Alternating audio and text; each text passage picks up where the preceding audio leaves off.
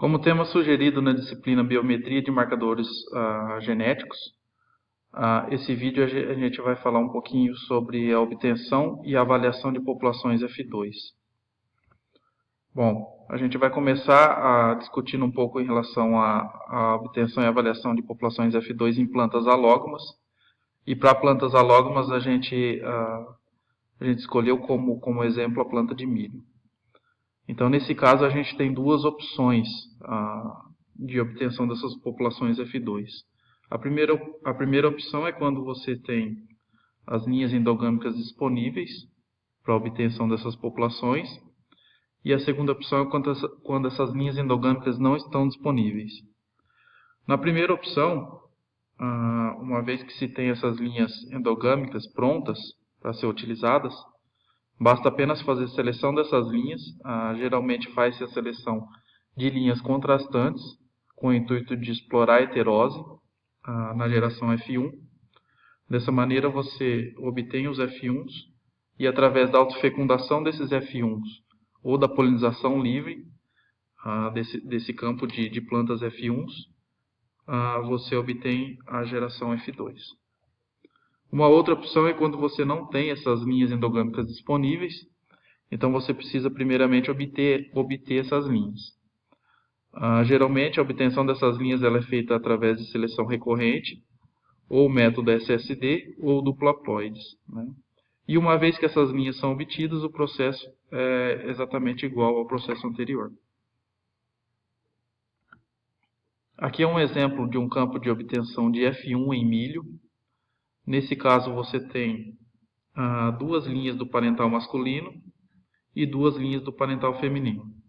O parental feminino geralmente é semeado aí de 2 a 4 dias antes do parental masculino, devido à defasagem entre florescimento masculino e feminino. Esse é apenas um esquema, mas existem vários outros esquemas em que se utiliza uma linha de macho para 3 linhas de fêmeas, ou 2 linhas de macho para 4 linhas de fêmeas, e assim por diante. Antes do florescimento dessas plantas, é necessário fazer o despendoamento das plantas que serão utilizadas como parental feminino. Isso para que não haja nenhum contaminante nessa lavoura. Aqui é uma foto demonstrando o campo após o despendoamento em pleno florescimento. Então é muito fácil de se observar as linhas masculinas ao lado das linhas femininas. Então é só deixar com que a polinização aleatória aí faça o trabalho de obtenção das sementes F1s. Para obter as sementes F2, então, de milho, geralmente planta-se as plantas F1 em campos isolados, né? E aí, através da autofecundação dessas plantas F1s ou da polinização aleatória dessas plantas, é possível então colher as sementes F2, algo muito simples. Bom, já para autógamas, a gente só tem uma opção, que é a disponibilidade de linhas endogâmicas, ou seja, a gente trabalha em plantas autógamas apenas com linhas puras, né? Então, uma vez obtendo essas linhas, você precisa fazer a seleção dessas linhas, de modo a obter os F1s de interesse. E aí, devido à autofecundação dessas plantas F1s, a gente vai obter então a geração F2. Aqui é um exemplo de obtenção de F1 em soja. Então, primeiro faz-se a preparação da planta hermafrodita da soja para receber o pólen e obter então o F1. Primeiro faça a remoção das sépalas, depois faça a remoção das pétalas e posteriormente a gente, em alguns casos, faz a emasculação da flor, e em outros casos isso não é feito. Então aqui é um exemplo de uma flor que não está apta a receber pólen, porque essa flor ela já ocorreu a antese, e uma vez que ocorre a antese, essa flor já foi autofecundada. Aqui é um exemplo de uma planta, de uma flor ideal para ser utilizada como fêmea e uma outra flor ideal para ser utilizada como macho. Então o macho a gente espera que ocorra a antese para depois fazer a remoção das anteras e utilizar o pólen então em cruzamento. E a flor feminina, a gente utiliza a flor feminina no cruzamento antes da antese. Bom, então faz-se primeiro a remoção das flores masculinas que vão ser utilizadas como parental masculino, conforme mostrado na foto. Uma vez removido as flores macho, faz-se a limpeza então para que a flor feminina receba o grão de pólen. Então essa é a flor que vai ser utilizada no cruzamento. Então, conforme mostrado nos slides anteriores, faz-se primeiro a remoção das sépalas, depois das pétalas, de modo aqui, então, demonstrando as anteras e o estilo estigma da flor de soja.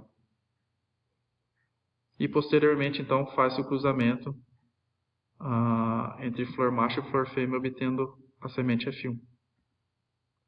Para obter as sementes F2, a população F2, proveniente desse cruzamento, é muito simples. Basta plantar as plantas F1s e deixar com que a autofecundação espontânea produza então as sementes F2, que serão utilizadas para avaliação de interesse. Para avaliação das populações F2, então, tanto para alógomas quanto para autógomas, a gente tem então dois objetivos. Um objetivo primeiro, que é quando se pretende avaliar caracteres qualitativos, né? Dessa maneira você faz a avaliação de todas as plantas da geração F2, depois faz a relação dessas plantas nas diferentes classes ou notas, dependendo do seu objetivo. Quanto aos caracteres quantitativos, você faz a avaliação entre as populações F2 e proveniente dessa população é possível então se estimar a heterose e a depressão endogâmica.